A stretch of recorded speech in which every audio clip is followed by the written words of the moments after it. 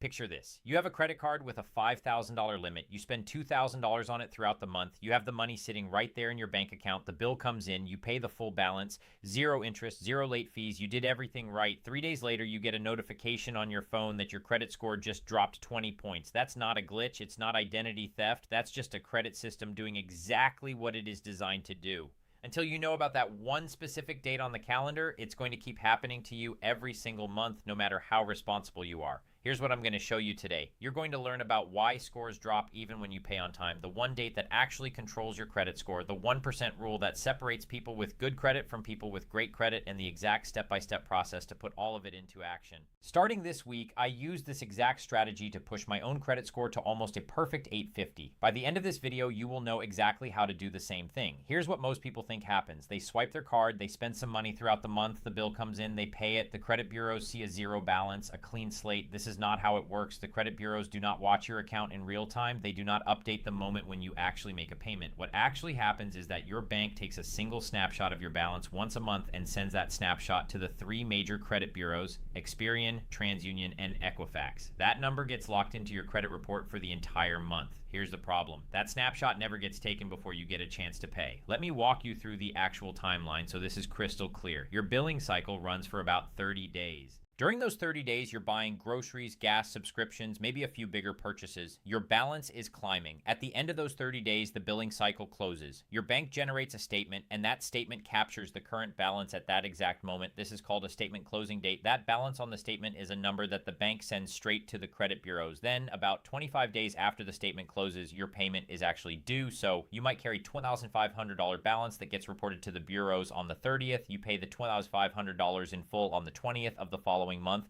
You pay zero interest. You're never late, but the barrel's already locked in that $2,500 balance before you paid a single dollar. Your credit report shows high usage even though your bank account shows a responsible borrower. I hear from people all the time who are terrified to use their credit cards. Every time they make big purchases, the score drops. They think it's something broken or the system is working against them. The system is not broken, it's just operating on a delay. And if you don't know how to control the timing, you're letting the bank decide what your credit report looks like every single month. Now, here's why that one number matters so much more than most people realize. Your credit score is made up of 5 categories. Payment history is the biggest at 35%. That makes sense because they want to make sure that you pay your bills on time. Right behind it at 30% is something called amounts owed. This is almost entirely driven by your credit utilization, the percentage of available credit that you're currently using. Think about that. Nearly 1/3 of your entire credit score is based on how much of your available credit shows up on that snapshot on that one specific day each month. The scoring model gets very unfavorable once you cross certain levels. Under 30% is considered acceptable.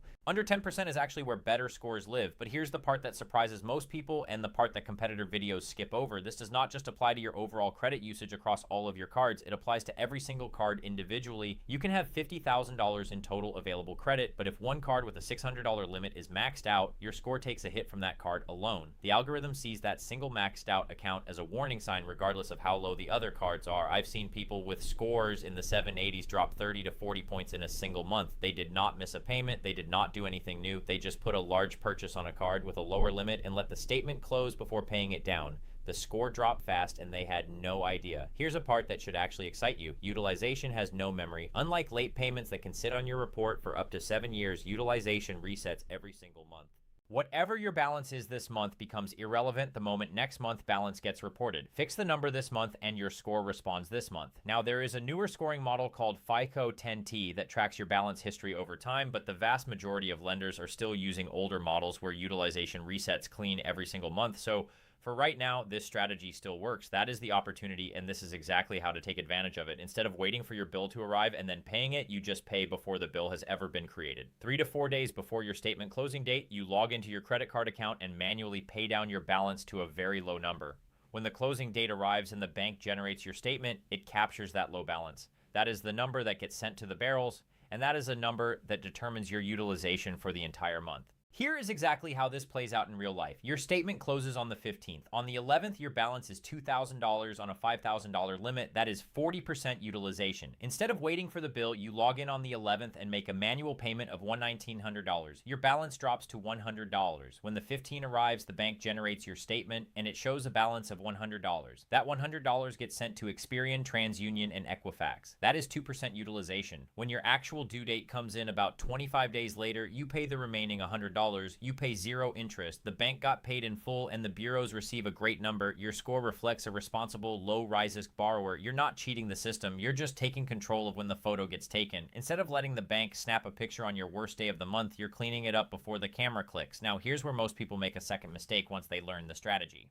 They assume that if keeping a low balance is good, getting it to zero must be perfect. If that's what you're planning, there's something important that you need to hear first. Reporting a zero balance on all of your cards every single month actually is not the best strategy for your credit score. The scoring model is built to evaluate how you handle debt. If you report zero balances across every single card month after month, the algorithm does not have enough data to score your behavior accurately. It looks like you're not really using your credit. And a person who does not appear to be using your credit at all is seen as slightly bigger unknown than someone who uses it consistently and keeps it extremely low. People with credit scores at or near 850 carry an average utilization around 1 to 6%, not zero. It's a small intentional balance. The strategy to hit that sweet spot is called a all zero except one method. If you have multiple credit cards, you pay all of them down to zero before the statement closes. On just one card, you leave a tiny balance, something like $10 to $20, which works out to be 1% of that card's limit. This tells the algorithm two things at the same time. You are actively using credit and you are keeping your usage extremely low. That combination produces the best possible results in the amounts owed category of your score. And here's the thing that trips up most people. Reporting a small balance is not the same thing as carrying a balance and paying interest. You're still paying the full amount by the due date. You are just timing the payment so that the statement captures a low number before you clear it out completely. There's no interest, just a better score.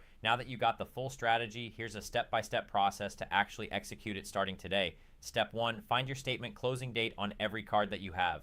This isn't the same as your due date. Your bank app usually displays the due date loudly because they want you to pay on time. The closing date is often buried. Go to your Statements tab in your app, open up a past bill, and look for the words bill and cycle end date or next closing date. Write this down for every single card that you carry. Step 2 is set reoccurring reminders 2 to 3 days before the closing date. If your card closes on the 15th, set a monthly reminder for the 12th or the 13th. That buffer matters because bank transfers that take 1 to 2 business days to post on your account. You don't want to try to pay it off on the 14th and have it post on the 16th after the snapshot has already been taken. Step 3 is to make a manual payment on your reminder day. Log into your credit card account and check your current balance. Decide what you want the barrels to see. If you're using the 1% rule, calculate 1% of your card limit and leave that amount on the card. Pay everything above that number right then and there. Do not rely on autopay for this step. Autopay is designed to protect you from late fees. It is set up to pull the payment after the statement closes. It does not help you control what gets reported. Step 4 is to pay the remaining small balance by the due date. After your statement closes, you'll get an email showing you your new statement. It should show you a very low balance that you left. That remaining amount needs to be paid off by the due date. You can use autopay for this part. The important thing is not letting that small amount slip through because a MIS payment, even on a $10 balance, does far more damage to your score than any amount of high utilization ever would. Step 5 is to keep your spending within your credit limit each month. Some people fall into this pattern called credit cycling. This is where you hit your credit limit, pay it down in the middle of the month, and then hit the limit again before the statement closes. Banks flag this as suspicious activity and can result in your account being reviewed, frozen, or even closed. If you find yourself constantly maxing out your credit card to just use it again, the real solution is requesting for a credit limit increase. So call up your issuer, explain how you pay in full every single month, and you need more room for regular expenses and ask for a higher limit. A higher limit just means lower utilization naturally without all the extra steps. This is a complete system. Find a closing date, set a reminder, pay it down early, leave 1%, pay the rest by the due date, and repeat every month. So now that you have the full picture, you know why that your score drops even when you pay on time. You know how to control exactly what gets reported to the bureaus, and you know the 1% rule that separates people with average scores from people with excellent ones. But here's the thing, utilization is just one piece of the puzzle. If your score is still stuck in the 500s or 600s, or you keep getting denied for credit cards or loans that you feel like you should qualify for, there's almost certainly more things going on your credit report. Negative marks, collections, outdated information, errors that are not even yours. None of that clears itself up on its own. That is exactly what I built Credit Rehab Pro for. It's a step-by-step system designed to walk you through cleaning up your credit report, removing what's holding your score back, and building the kind of profile